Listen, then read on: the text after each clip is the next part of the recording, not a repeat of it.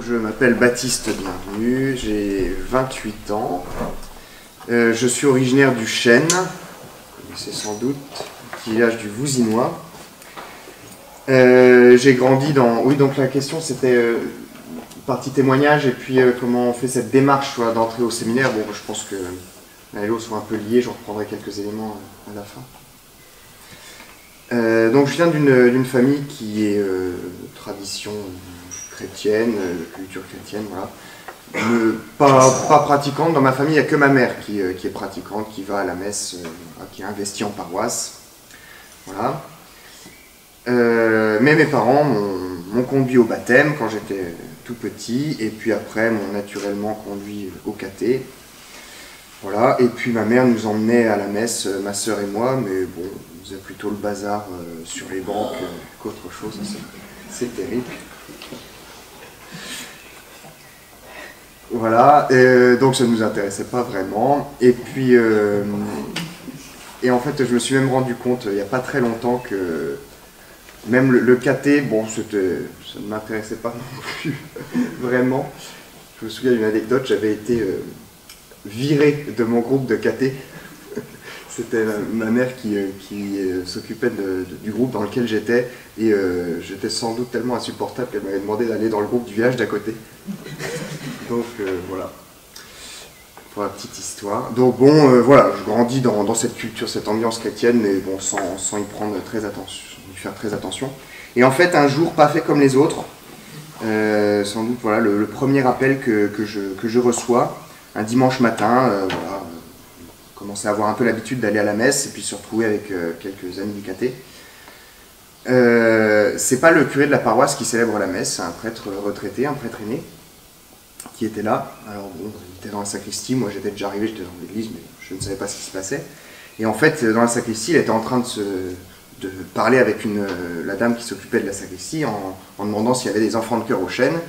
Et la dame me dit, bah non, il n'y en a pas. Oh ben moi il me faut un enfant de chœur, trouvez-moi un gamin, il me faut un enfant de chœur. Et j'étais le seul gamin du caté déjà arrivé à la messe, donc la dame de la sacristie est venue me voir en me disant, bon, il faudrait un enfant de chœur pour que tu ne veux pas y aller. Bon. Donc c'est comme ça que voilà, j'y suis allé.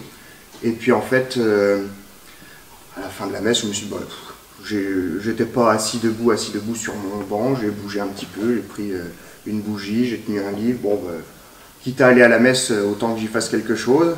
Donc bon, le dimanche d'après, j'ai demandé au curé de la paroisse qui était revenu si c'était possible de continuer dans cet élan-là. Il m'a accueilli bien volontiers. Voilà, et en fait, et ben depuis ce jour-là, je ne suis plus descendu de l'autel. Donc j'ai grandi dans ma foi, dans ma vie de foi et dans ma relation au Christ, voilà, le dimanche matin à la messe. Bon, alors pendant la période du caté, on est un peu porté par l'ambiance, etc. Mais arrive un moment un peu particulier, au moment du collège, où ben, tous mes amis de caté, bon, complètement abandonnés, ont tout lâché, voilà. Et puis moi, non, j'ai gardé cette habitude d'aller tous les dimanches matins, la messe était à 9h30 au Chêne, tous les dimanches matins, à 9h, 9h15, j'étais dans l'église, voilà. Et il y a plein d'amis du collège qui me demandent, qui m'interrogent, qui me posent cette question, qu'est-ce que je fais encore le dimanche matin, aller à la messe, c'est fini, il n'y a plus besoin d'y aller. Et là, il y en a plusieurs qui, bon, sur le ton de la boutade, me disent, c'est pour être curé, c'est... Bien sûr que non. Sur le coup, non, la question ne se posait même pas. Et donc du coup j'ai cette interrogation là qui vient de l'extérieur, de la part de mes amis. Et puis une autre question arrive aussi en moi. Voilà, comme dans ma famille il n'y a que ma mère qui pratique, quand on part en vacances, on arrive dans un village encore plus petit que le Chêne, où il faut faire beaucoup de route pour aller à la messe. Donc quand on part en vacances soit le samedi soir, soit le dimanche matin, on ne va pas forcément à la messe. Et je me rends compte à cette époque-là que la semaine suivante, quand je retourne le dimanche matin à l'église, j'ai l'impression que ça fait une éternité que je ne suis pas venu à la messe. J'ai l'impression que j'ai un vide dans ma semaine, qu'il m'a manqué quelque chose là, pendant cette semaine. Voilà. Donc d'un côté, il y a ces amis qui me demandent ce que je fais, pourquoi j'y vais. Et puis de l'autre côté, il y a cette question intérieure qui me travaille ce manque, j'expérimente ce manque, voilà. Et donc pendant tout mon collège et mon lycée, je vais grandir un peu avec ces deux interrogations-là, et je vais découvrir en fait, voilà, petit à petit que je ressens vraiment ce désir profond le dimanche matin de me lever pour y aller. Je sais très bien quand on fait une soirée le samedi soir, bon d'abord en famille ou après avec les amis, etc. De toute façon, je sais très bien que le lendemain, à 9h, 9h15 au plus tard, je serai dans l'église, quoi. Voilà, c'est comme ça. Je serai poussé. Et en fait, je découvre petit à petit que y a quelqu'un qui m'y attend. Il y a quelqu'un qui m'attend, qui m'a donné rendez-vous le dimanche matin, et qui a quelque chose, voilà, pour moi, qui a quelque chose à me dire, à me proposer. Et voilà, pendant tout mon lycée, donc je grandis avec le mouvement diocésain des clercs de Notre-Dame de Reims, et pendant tout mon lycée, je vais vraiment m'attacher le dimanche à me poser la question, chaque fois pendant la messe, quand je dois faire un geste, un déplacement, quand je dois porter tel objet, voilà. À chaque fois, je me posais la question, mais pourquoi tu fais ça? Pourquoi tel geste, tel moment? Pourquoi est-ce que là, tu es debout? Pourquoi tu es assis? Pourquoi tu es à genoux? Pourquoi tu prends telle bougie? Pourquoi? Et voilà, je vais découvrir un peu comme ça, qui est le Christ, qui il est pour moi. Voilà. Et puis arrivent les années d'études. Donc je suis en études à Reims, je faisais une licence en biologie. Dans le mouvement des clercs de Notre-Dame, on me demande, voilà, de faire partie du bureau, du conseil, un peu du mouvement. Donc on organise les récollections, les pèlerinages, tout ça. Et puis je vais être marqué, la première grosse interrogation qui m'est posée, c'est à Lourdes, dans un pèlerinage qu'on a fait à Lourdes en 2008. On a été à un moment donné invité à réfléchir, où on a eu entre les mains le passage de l'Annonciation, où la Vierge Marie reçoit la visite de l'ange Gabriel, qui lui dit qu'elle sera la mère du Sauveur. Voilà, alors Marie, sur le coup, elle ne comprend pas très bien ce qui lui est dit, ce qui lui est annoncé. Mais elle a cette réponse admirable: je suis la servante du Seigneur, qu'il me soit fait selon ta parole. Et alors moi, je prends un peu cette réponse de la Vierge pour moi, en me disant, voilà, Marie, c'était une bonne fille juive, voilà, à l'écoute de la parole du Seigneur, à l'écoute du Seigneur dans la loi. Voilà, moi je me dis, c'est bien, toi tu es un bon chrétien, tu vas à la messe tous les dimanches, en plus tu es enfant de cœur, tu sers la messe, tu fais tout bien comme il faut. Mais est-ce que tu es capable de dire un truc pareil? Et voilà.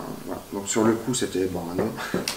Non, j'étais en études, j'avais des idées de boulot, voilà, fonder une famille, etc. J'avais des idées en tête bien précises. Et donc, non, je ne voyais pas tellement l'intérêt de me poser la question de l'abandon à Dieu, quoi. Et en fait, cette parole-là va me travailler pendant 1 an. Et pendant 1 an, quasiment tous les jours, je vais prier avec cette parole de l'Écriture.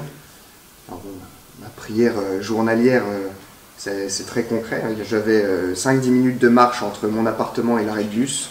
Là, pendant les 10 minutes de marche, j'avais en tête qu'il me soit fait selon ta parole. Et donc voilà, je priais en demandant 2 choses. Première chose, voilà, si tout ce qu'on m'a dit depuis que je suis au caté, c'est vrai, si Dieu c'est mon ami, s'il m'aime infiniment, s'il veut mon bonheur, voilà, c'est sans doute qu'il y a quelque chose de bien à me proposer. Donc du coup, voilà, je prie en demandant au Seigneur de me montrer ce qui pense être bon pour moi. Et d'un autre côté, voilà, je prie aussi pour que le Seigneur prépare mon cœur à lui dire oui. Une fois que j'aurai reconnu ce qu'il voudra de moi, qu'il me prépare à lui confier ma vie. Et puis l'année suivante, on a fait un autre pèlerinage avec les clercs, dans un autre lieu de pèlerinage marial, à Beaurain, dans les Ardennes belges. Et c'était l'année sacerdotale, 2009-2010, je sais pas, par là. C'était le jubilé pour Saint Jean-Marie Vianney, et le pape avait donné 1 année pour l'Église à réfléchir sur la figure du prêtre, et nous, avec le mouvement des clercs, on avait repris ce thème-là. Et l'idée, c'était, ben voilà, les prêtres, les clercs le voient le dimanche matin, et finalement, qu'est-ce qu'on sait de sa vie?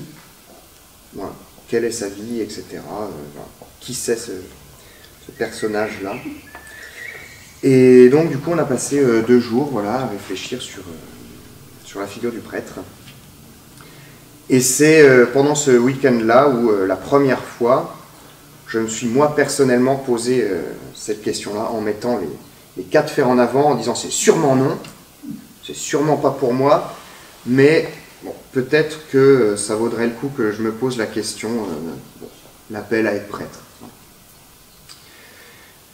Et bon, ben voilà, avec le recul, je vois que ce jour-là, j'ai ouvert la porte de mon cœur au Seigneur, et je me rends compte que, ben voilà, à partir du moment où on lui ouvre la porte, ben, il s'y engouffre et puis il se manifeste, quoi. Et pendant 1 an, j'ai reçu plusieurs signes. Voilà, je découvre que juste à côté de chez moi, à Reims, il y a la prière, une prière 1 fois par mois, une prière d'adoration pour les vocations, animée par des jeunes qui revenaient des JMJ de Sydney, qui avaient lancé ce projet-là. Donc j'y vais 1 fois, une 2e fois, et puis après on me demande de faire partie un petit peu du noyau, de la petite équipe qui anime ces temps de prière. Voilà, donc je fais ça pendant 1 an. À la fin de l'année, je dois changer de lieu d'études, je dois aller à Nancy. Et de 2 manières différentes, il y a l'archevêque qui est venu célébrer la messe pendant l'été, juste avant que je parte à Nancy, qui est venu chez nous dans la paroisse, et qui m'a dit « Ah, tu vas à Nancy ?» Bah, il y a un jeune de la paroisse d'à côté du Chêne, la paroisse d'Attigny, il y avait un jeune qui... il se pose la question d'être prêtre, voilà, il est à Nancy aussi cette année, vous êtes du même coin, ce serait sympa que vous puissiez vous retrouver, voilà, puis vous pourrez parler un peu, voilà. Donc il me donne son adresse, voilà, son numéro, bon. Et puis, bon voilà, je vous ai dit, j'étais dans les servants d'hôtel, donc on est amené à côtoyer de temps en temps des séminaristes. Et un des séminaristes, c'est mon voisin Paul-Emmanuel, il était déjà séminariste à l'époque, et c'est la 2e personne qui me dit « Ah ben oui, à Nancy, je connais quelqu'un qui pourrait peut-être te trouver un prêtre pour t'accompagner spirituellement, voilà. » Et donc il me donne l'adresse d'un prêtre à Nancy. Bon, très bien. Mais en fait, arrivé à Nancy, je me rends compte que c'est la même adresse. Donc le prêtre en question, Paul-Emmanuel m'a donné le contact, c'est le supérieur de la propédeutique à Nancy. La propédeutique, c'est 1 an qu'on peut prendre, 1 an de discernement avant d'entrer au séminaire. Donc c'était le père Joseph de Mesnevla, qui est de l'encre maintenant, donc qui était supérieur, voilà, que j'ai contacté, il m'a trouvé un prêtre pour m'accompagner. Et puis donc le jeune, il faisait partie des jeunes de cette année de propédeutique. Voilà. Donc du coup, pendant ma première année d'études à Nancy, j'ai passé quelques soirées à la propédeutique à Nancy, à rencontrer ces jeunes, à discuter un petit peu avec eux. Pendant toute cette année-là aussi, cette année d'études, j'ai été accompagné aussi donc, par un prêtre. Voilà. Et puis, à la fin de cette première année d'études, arrive un moment assez important, un moment fort pour l'Église, c'est les JMJ. Donc j'ai participé au JMJ de 2011 à Madrid. Voilà, on était un bon groupe du diocèse. Et puis, j'ai été particulièrement touché lors de la dernière veillée. La dernière veillée où tous les jeunes, on est rassemblés tous au même endroit. Donc on était sur un petit aéroport à côté de Madrid. On était 2,5 millions, voilà, rassemblés au même endroit. Le pape était là avec nous. Bon, c'est la fameuse soirée où il y a eu la grosse tempête. Tout notre campement s'est envolé. Voilà, il y a eu l'orage, tout ça. Bon. Et puis quand le calme est revenu, on est entré dans cette veillée de prière, dans la dernière veillée de prière. Et là, on a vécu un temps de silence. Et voilà, j'étais particulièrement marqué et touché par ce silence à 2,5 millions de personnes. J'ai regardé tout autour de moi, tous ces jeunes-là.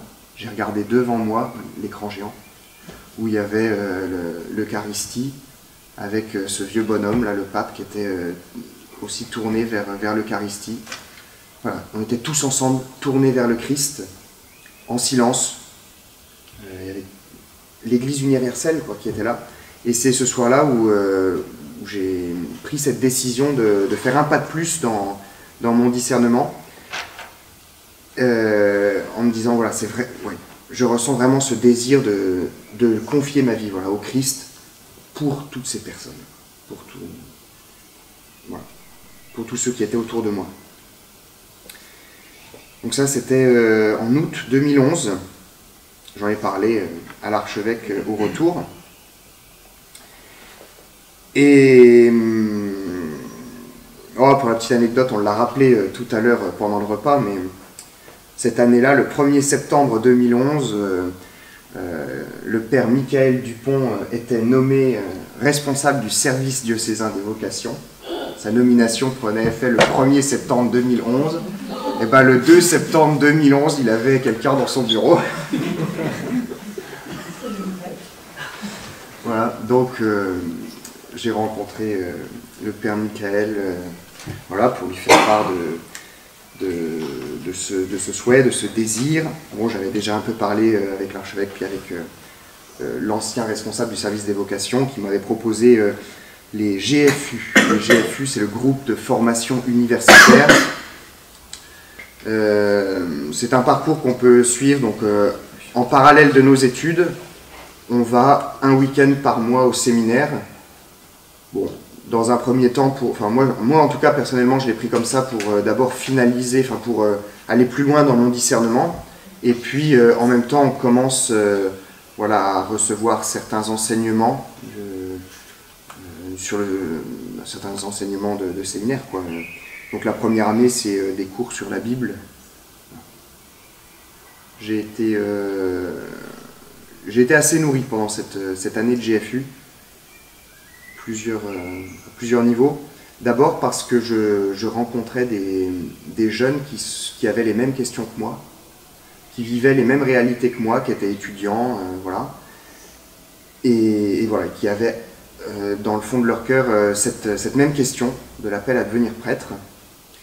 Et puis, cette première année, là où on découvre la Bible, m'a particulièrement intéressé et nourri, parce que moi, ce que je connaissais de la Bible, c'est ce qu'on entendait le dimanche à la messe, et puis l'un ou l'autre texte qu'on nous fait lire ou sur lequel on prie pendant les retraites ou les pèlerinages, quoi.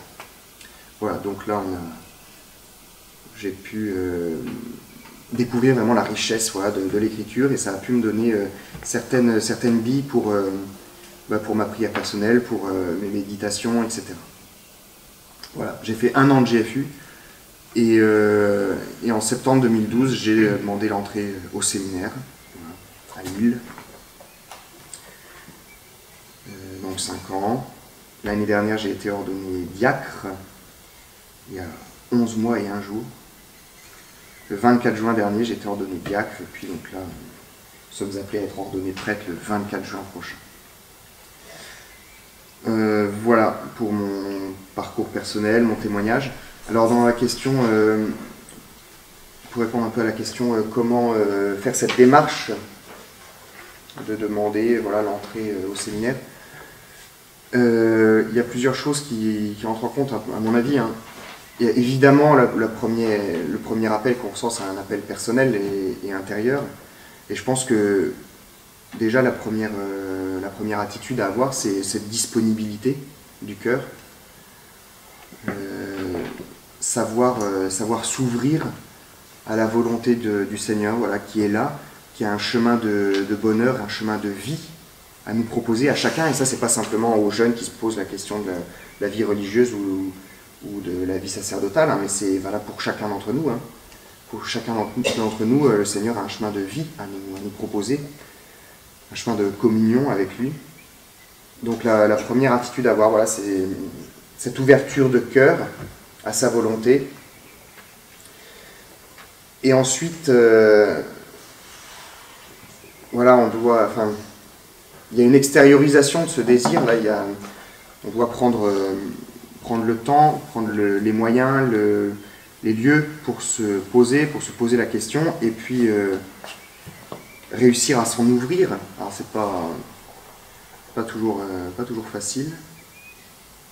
Moi j'ai mis un certain temps quand même avant d'en parler à quelqu'un. C'était oui, mais non. Ouais, des fois c'était des grands oui, mais oui, c'est ça, c'est sûr, c'est ça. Puis d'autres fois c'était bah non, bien sûr que non, bien sûr que non. Et donc, du coup, voilà, il y a un pas à faire. Mais c'est là où chacun d'entre nous, on a notre rôle à jouer, je pense. Je pense que dans ma paroisse, il y a plusieurs paroissiens qui se doutaient ou qui priaient. Maintenant, je le sais qu'il y a des paroissiens qui priaient pour que je me pose la question d'être prêtre. Mais c'est pas de la paroisse que la question est venue. Voilà, la première fois où on m'a demandé si je voulais devenir curé, c'était mes amis de collège, quoi, qui me disaient ça sur le ton de la plaisanterie. Mais voilà, il faut que cette question-là vienne de l'extérieur aussi. Il faut que chacun d'entre nous on puisse en faire le relais. Et puis, donc voilà, cette ouverture. Et puis, une chose essentielle, c'est l'accompagnement. Être accompagné dans la durée, dans le temps. Voilà, parce qu'il y a des hauts et des bas, parce qu'il y a tout un tas de choses qui rentrent en compte, parce que quand on est jeune, bah voilà, il y a plusieurs choses qui bougent dans notre vie, plusieurs questions qui arrivent. Et donc, ça nécessite un accompagnement personnel, régulier, etc. Voilà. Donc, il y a ces moyens-là à prendre.